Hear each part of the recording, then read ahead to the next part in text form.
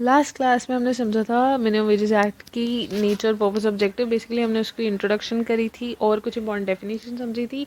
Appropriate government क्या है, scheduled employment क्या होती है, एम्प्लॉयर एम्प्लॉय वेजेस, ये सब। ठीक है, आज की क्लास में ये जो IPO का सिलेबस दिया हुआ है उसमें हम ए पार्ट वेज स्ट्रक्चर कवर करेंगे। ठीक है, तो चलो आज की क्लास शुरू करते हैं। देखो, वेज स्ट्रक्चर में हमारी ये 4 वेजेस आती हैं। पहली I minimum wage. Minimum wage का ही एक एवोल्यूशन कह लो, ठीक है, उसी का ये एलेबोरेटेड वर्जन होता है नीड बेस्ड मिनिमम वेज। उसके बाद आती है तुम्हारी फेयर वेज और उसके बाद आती है तुम्हारी लिविंग वेज। अब हम सबसे पहले समझेंगे मिनिमम वेज क्या होता है। मिनिमम वेज देखो, जैसा कि नाम सजेस्ट कर रहा है, मिनिमम मतलब कम से कम, वेजेस मतलब तनख्वाह की कम से कम इतनी तनख्वाह तो देनी ही होगी हर सूरत में। मिनिमम वेज को हम बेसिक वेज भी कहते हैं। क्यों कहते हैं? क्योंकि भाई वेज मतलब तनख्वाह, बेसिक मतलब एटलीस्ट ये इस तरीके से सेट करनी चाहिए कि ये हमारी बेसिक नीड्स कवर कर पाए। What are your basic needs? रोटी, कपड़ा, मकान, फूड, क्लोथिंग, शेल्टर। तो बेसिक वेज जो सेट कर रही है appropriate government, it should set in a way कि ये एटलीस्ट बेसिक नीड्स हमारी कवर कर पाए। ठीक है, कोई डाउट नहीं है। ये जो मिनिमम वेज है, इसकी एक बड़ी ख़ास बात है कि इसमें जो एम्प्लॉयर है, ही हैज़ टू पे किसको? टू इट्स एम्प्लॉय को। कौन सा एम्प्लॉय? जो कि एम्प्लॉयड है under schedule employment. Schedule employment क्या है ये हमने लास्ट क्लास में डिस्कस करा है। ठीक है, तो इसमें हमने क्या समझा कि जो मिनिमम वेजेस हैं, employer has to pay to its employ. कौन एम्प्लॉय? जो कि एम्प्लॉयड है अंडर शेड्यूल एम्प्लॉयमेंट। ठीक है, जो कि जिसके लिए मिनिमम वेजेस सेट करी हुई है। ठीक है, हमने क्या समझा कि जो एम्प्लॉयर है has to pay to its employee who is employed under schedule employment for which minimum wages has been set irrespective of his capacity to pay, irrespective of his capacity to pay।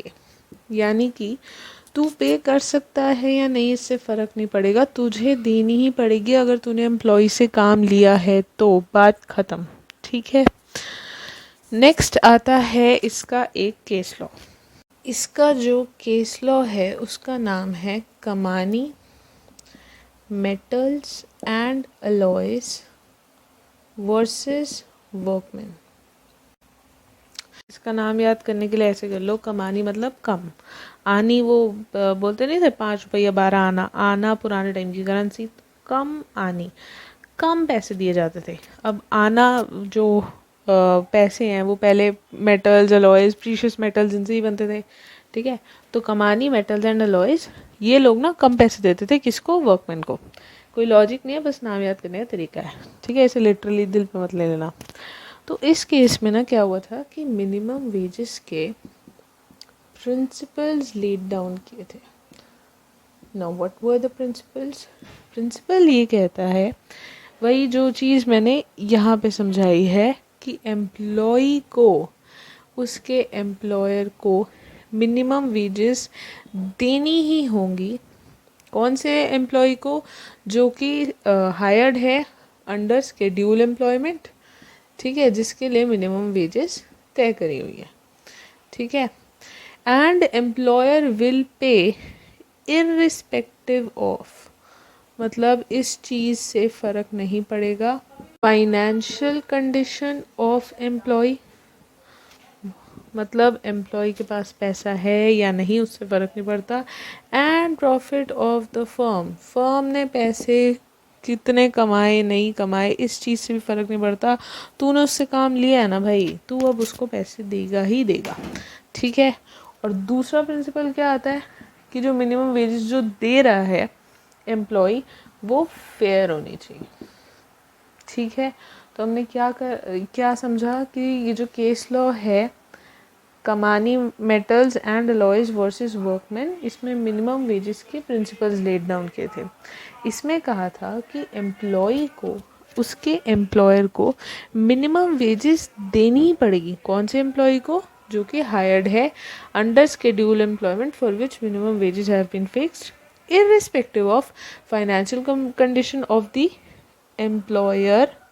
Employer की financial condition है, इससे फ़र्क नहीं पड़ता, profit of the firm से भी फ़र्क नहीं पड़ता, उसको देनी पड़ेगी। And the minimum wages fair होनी चाहिए जो एम्प्लॉय को मिल रही है।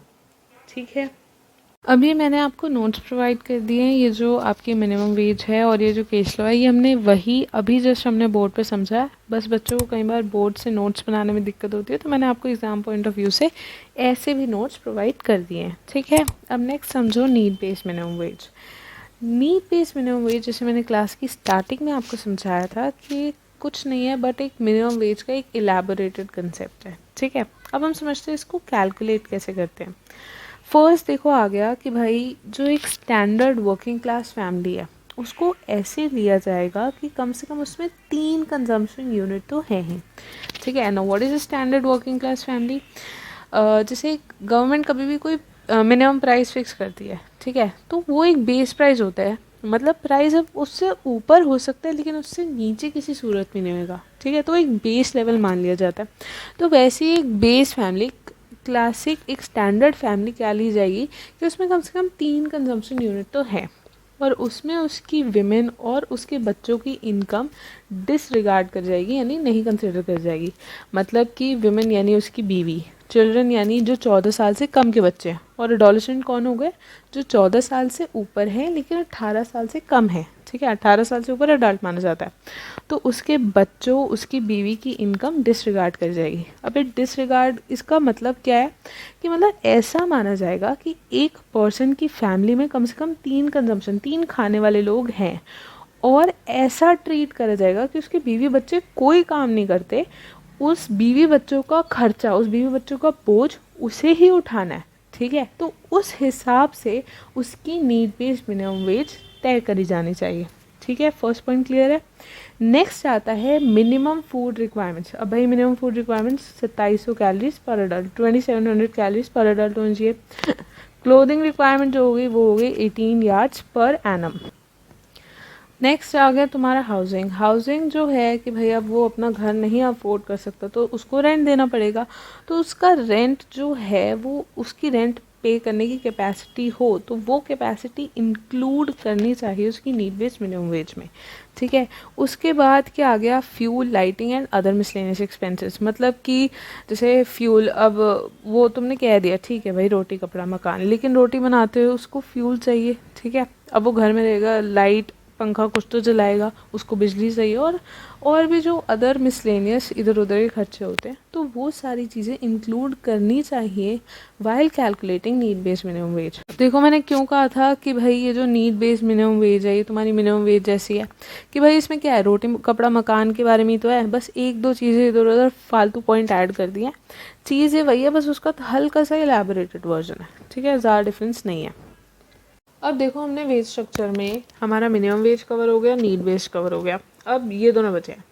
देखो सबसे कम आती है सबसे लो मिनिमम वेज, उसके ऊपर नीड बेस्ड मिनिमम वेज। वैसे इन दोनों में ज़्यादा फर्क नहीं है, वो होता है ना जुड़वा भाई बहन पैदा होते हैं, एक भाई 5 मिनट पहले पैदा हो गया तो भाई वो बड़ा हो गया। ठीक है, खास इनमें फ़र्क है नहीं। तो सबसे कम मिनिमम वेज, फिर नीड बेस्ड, फिर उससे बड़ी आती है फेयर वेज, उससे ऊपर आती है लिविंग वेज। ठीक है, तो अब हम समझते हैं लिविंग वेज, क्योंकि फेयर वेज ना मिनिमम वेज और लिविंग वेज का बीच का ही आता है, तो पहले लिविंग वेज समझेंगे उसके बाद फेयर वेज। लिविंग वेज देखो क्या कहता है, वो कहता है कि ठीक है भाई तुम उसकी बेसिक नीड्स यानी रोटी कपड़ा मकान कवर कर रहे हो, लेकिन थोड़ा यार उसको ना कंफर्ट भी दो।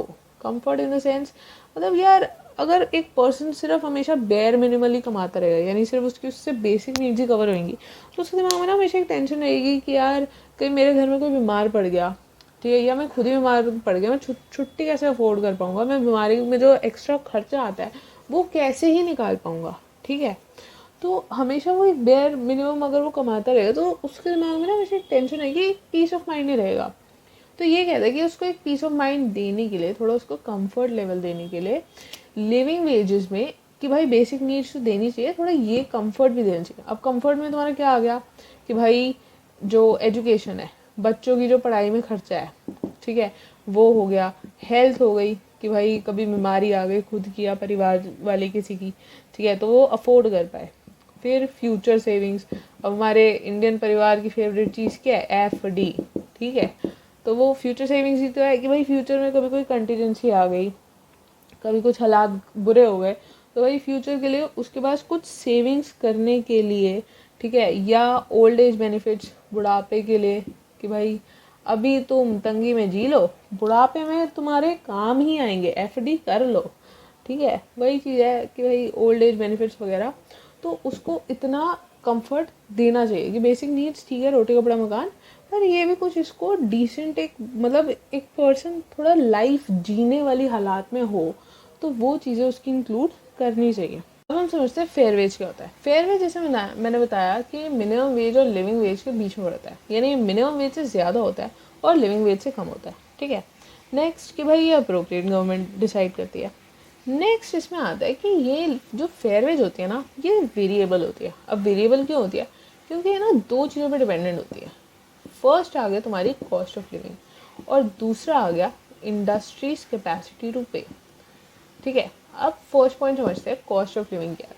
हमें पता है कि हर एरिया की कॉस्ट ऑफ लिविंग अलग होती है। अगर तुम मुंबई में जाओ, 50 से 60 गज का मकान भी अगर तुम्हें किराए पे चाहिए ना, 20 से 25 हज़ार तुम्हारे कहीं नहीं गए, ठीक है। और अगर वर्सेस तुम यूपी वगैरह में चले गए, ठीक है, यूपी में तुम्हें 110 से 150 गज की जगह ना 8,000 से 10,000 के बीच में आराम से मिल जाती है, ठीक है। तो हमें पता है कि कॉस्ट ऑफ लिविंग हर जगह की अलग है। उसी के बेस पे क्योंकि फेयरवेज डिसाइड होती है, इसलिए फेयरवेज हर जगह की अलग होती है। ये चीज़ समझ में आ गई। नेक्स्ट आ गया इंडस्ट्रीज कैपेसिटी टू पे। अब ये क्या है कि भाई जो फेयरवेज है इसकी लोअर लिमिट क्या होती है, ऑब्वियसली आपकी मिनिमम वेज, क्योंकि फेयर वेज मिनिमम वेज से ऊपर होगी, इसलिए बेस वैल्यू आ गई इसकी मिनिमम वेज, ठीक है। और अपर लिमिट क्या होगी, अपर लिमिट होती है इसकी इंडस्ट्रीज कैपेसिटी टू पे, यानी कि मान लो जैसे बीड़ी की इंडस्ट्री है, ठीक है, वर्सेस फैशन इंडस्ट्री है, तो ऑब्वियसली उसके पास ज़्यादा मार्जिन होता है। जैसे फ़ोन्स की इंडस्ट्री है, ठीक है, आईफोन वगैरह, तो उन लोगों के पास ज़्यादा मार्जिन होता है as compare to the other industry, ठीक है। तो फेयरवेज इस पर डिसाइड होती है कि इंडस्ट्री कैसी है, उसकी कैपेसिटी टू पे ही तुम्हारी फेयरवेज डिसाइड होती है, ठीक है। अब इसका एक केस लॉ था, इसके केस लॉ का नाम है संगम प्रेस वर्सेस वर्कमैन, ठीक है। इस केस लॉ में फेयर वेज और तुम्हारी जो मिनिमम वेज है उसका डिफरेंस बताया था।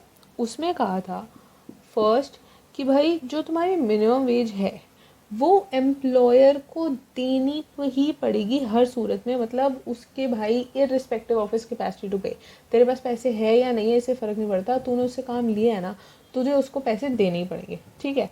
लेकिन जो तुम्हारी फेयर वेज होती है ये वेरिएबल होती है, क्योंकि इसकी मतलब जो पेमेंट होती है ये अदर फैक्टर्स पे डिपेंडेंट होती है। वो अदर फैक्टर्स कौन से हो गए कि भाई जो एम्प्लॉयर है, ठीक है, उसकी फाइनेंशियल कैपेसिटी क्या है to bear the burden of the employee, जो तुम्हारा एम्प्लॉयर है उसकी इतनी मतलब फाइनेंशियल पोजीशन क्या है to bear the burden of the employ. Second आ गया कि जो फर्म है एम्प्लॉयर की उसकी फाइनेंशियल स्टेबिलिटी, ठीक है, फर्म कहीं लॉसेज में नहीं है, कहीं डेट में तो नहीं है, ठीक है, अच्छा खासा प्रॉफिट कमा रही है या नहीं, तो फर्म की फाइनेंशियल स्टेबिलिटी पे भी डिपेंड करता है। और रीजन पे मैंने अभी समझाया कि कॉस्ट ऑफ लिविंग पे तुम्हारी फेयरवेज डिपेंडेंट होती है और कॉस्ट ऑफ लिविंग हर जगह अलग होती है, तो रीजन पे भी ये डिपेंडेंट होती है, ठीक है। तो क्या हमने समझा कि जो तुम्हारी मिनिमम वेजेस होंगी ये फिक्स्ड होंगी और ये जो एम्प्लॉयर है उसको हर हालत में देनी ही होगी। लेकिन जो fair wages on the other hand ये अदर फैक्टर्स पे डिपेंडेंट होती है, यानी कि एम्प्लॉयर की capacity to bear the burden of the employee, firm की फाइनेंशियल स्टेबिलिटी और रीजन पे, ठीक है, इसलिए वेरिएबल होती है। अब एज़ पर प्रॉमिस ये तुम्हारे नोट्स है फेयर वेज और लिविंग वेज के। अब तुम यहाँ तक आए गए हो तो भाई अगर कोई 4th ईयर स्टूडेंट IPO को जानते हो तो उसको मेरी वीडियो शेयर कर देना और लाइक और सब्सक्राइब कर देना। धन्यवाद।